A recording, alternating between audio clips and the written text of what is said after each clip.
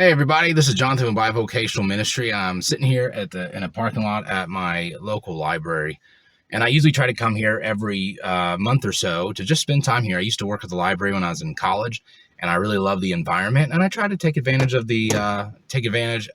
its place here in town. And I don't live too far away from it, so I'm here. And I've been thinking of the last few weeks about the importance of making the most of my time. And I want to just tell you that if you possibly can, try to guard your time, who you spend time with, how much time you spend doing certain things. And one of the healthiest things that I've had to learn over the last number of years is a healthy no. No. And that starts with telling myself, no, I'm not going to call this individual. Or no, I'm not.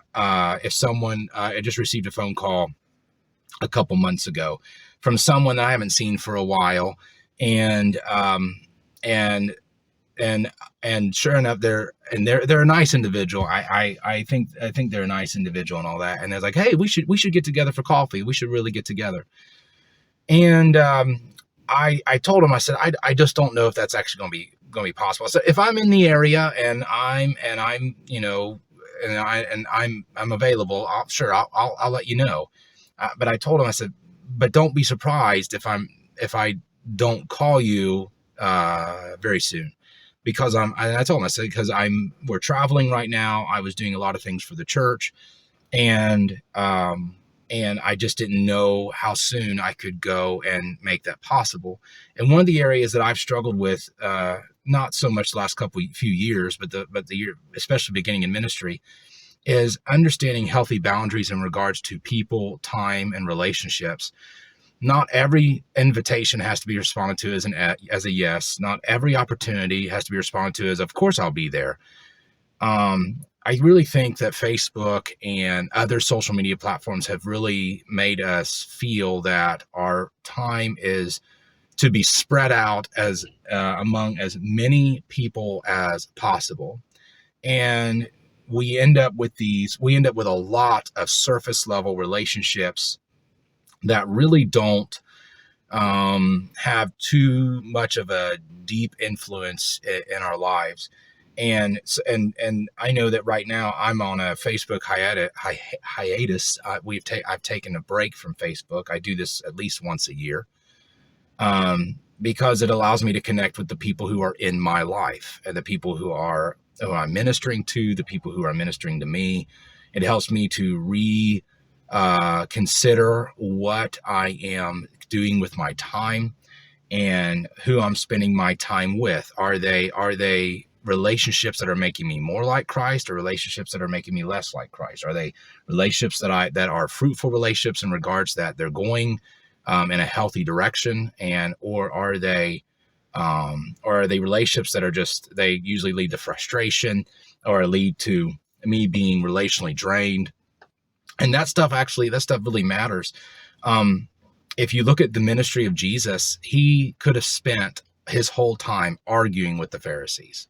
He could have spent his entire ministry arguing with the Sadducees, but he was particular in how he spent his time. Think of it, he had a 3-year ministry and somehow accomplished everything that he did. He could have spent his entire ministry just doing miracles, healing people, going from town to town to town. He could have done a lot of things. And what did we see that Jesus did? Well, he did have a ministry where he debated the Pharisees. That definitely existed, but it wasn't the priority of his ministry. He did have a healing ministry where he went out and healed miracles, but it wasn't necessarily everything he did. I'm reminded I think it's Mark 2 or Mark 3, where he heals Peter's mother, and then he goes off to pray. And then they come looking for him. They're like, Jesus, everybody's looking for you. We don't know where you went. We don't know. Everybody's looking for you. We want you around. And Jesus is like, well, I need to travel to the next town. For that's why I came, to basically preach the word, preach the gospel of the kingdom. And so it's time for us to go. And so he was very intentional about his time. And if you look at what he ended up doing, is he spent intentional amount of time with his disciples. And he spent an intentional amount of time with those who he was discipling under him. And again, I think about that now, that I could honestly spend a lot of time with people who either want to argue with me all the time, or they're not really interested in any level of discipleship. And those relationships have their place, but I just want to make sure that I'm investing into the people that do. I don't know about you, but I'm really bad about focusing my energies on the people who I want to see fruit in the relationship, but I don't, and that bothers me. And so I end up emphasizing relationships that they don't hardly ever go anywhere. And then I end up not spending the time with the people who are going there. And I could think of, like, right now we're ministering to a young couple. They've been married for about 3 years. They're starting their life as Christian disciples, and they're following Jesus. And I have to intentionally remind myself to focus my efforts and energies on them, because they're growing in the Lord, they're establishing their home, there's a lot of good things happening there. And so I want to spend my time focusing on people like that, and not just every Fred that wants to spend time. And I know that might sound cruel or whatever, but you do this long enough, you'll find out that you're not able to run 24/7. You cannot manage hundreds of relationships. And you cannot manage hundreds of deep relationships. I've heard pastors say that you will only have 4 to 5 good, deep friendships really in your life. And I think that's realistic. I am not meant to be that person that is always around all the time. And I'm reminded of the pastor who thought they could do that, and then they end up losing their children because they spent so much time with others, and they didn't prioritize their home. And you shouldn't feel bad about that. You are first called. I'm getting a phone call.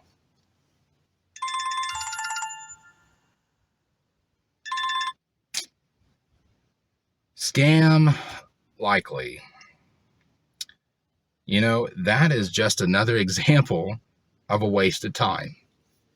I get more scam calls than anything. But when I think about the people that God has brought into my life, and the people that I get to have a relationship with, I really want to invest into those relationships. And it's not just people. When I think of the type of the ministry that I'm in now, the ministry the Lord's brought me to, which is right now, like you saw in the previous video, we travel and we speak, I speak at different churches about a Christ-centered hermeneutic and kingdom theology. And I think about the fruits of that ministry and how many people I get to be a blessing to in that ministry. It would be very easy for me to undermine that ministry by not protecting my time. There's a lot of research. There's a lot of time spent studying and ministering to others in that ministry, that it would be very easy for me to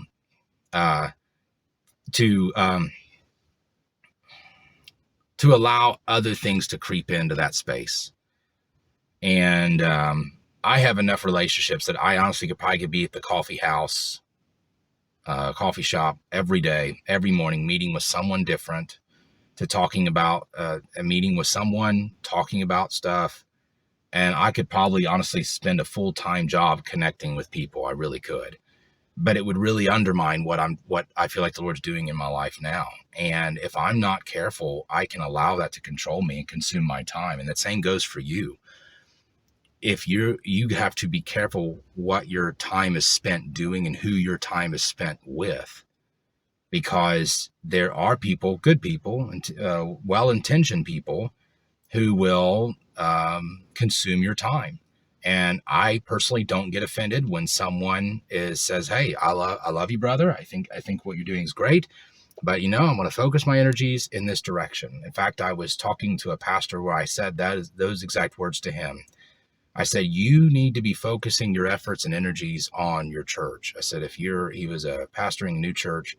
And I said, you need to really be emphasizing those relationships. I said, you need to prioritize those relationships. I said, I'm not going to be offended, and it shouldn't offend others that you're prioritizing those relationships. I think that's just wise counsel that was given to me when I was early on in the ministry, and that I wanted to give to this individual. You need to make sure you focus on the people the Lord has brought into your life, and ministry in the ministry that God has put on your life, and not allow things to steal your time and your emotional and relational and mental energy. And if you do that, you'll find out that your ministry is more productive, it's more fruitful. You'll meet with less people, but you'll have more time, and you'll find a lot more healthy balance in your life. And don't feel guilty about it. You're one person, you've only got so much time. You have to rest, you have to recover, or you have to recoup, and you have to spend time with people who God has put in your life. And you just have to be careful that you don't allow people or situations or opportunities to steal away what you're supposed to be focused on. Not every opportunity is from the Lord. Not every relationship is meant for you to pour a ton of time into. Just use some wisdom in regards to how you exercise your ministry and your calling. Don't allow people to consume your time. And don't be offended if someone says, listen, I'm going to focus my energies in this direction, and this is where I'm going. And say, and listen, if they're doing something for the Lord and you support them, say, Lord bless you, brother or sister. Go on, move forward, keep doing what you're doing. I'm going to keep doing what I'm doing, and we're not going to be angry at each other. We're not going to succumb to the petty temptation of being offended every time someone prioritizes their time and I'm not in that picture. It's pretty regularly for me to sit down with the whiteboard. You've seen me with the whiteboard where I write down my goals. I actually write on the whiteboard, okay, how am I spending my time right now? And who am I spending my time with? And who am I wanting to spend my time with? And what am I wanting to spend my time doing? And just kind of gently correcting myself in regards to what time I spend doing what, with who, talking about what. And that way I can keep moving forward with what God has called me to do. It's pretty regularly. It's just usually, it's kind of like driving down the road. You're not making huge corrections. You're just trying to keep yourself from going into the ditch. That's all you're trying to do. And the same goes for ministry. Keep yourself from going in the ditch.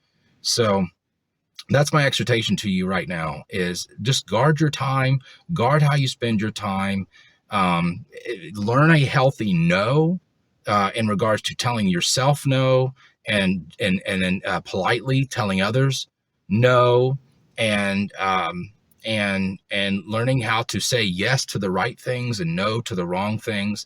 So that way your time is spent actually going in a direction and you're not being pulled in different ways. So, well, I'm going to go in here. I'm going to knock out some things that I'm wanting to do here at the library. And then I'm going to go home and spend some time with my family. So you guys have a great day, and God bless.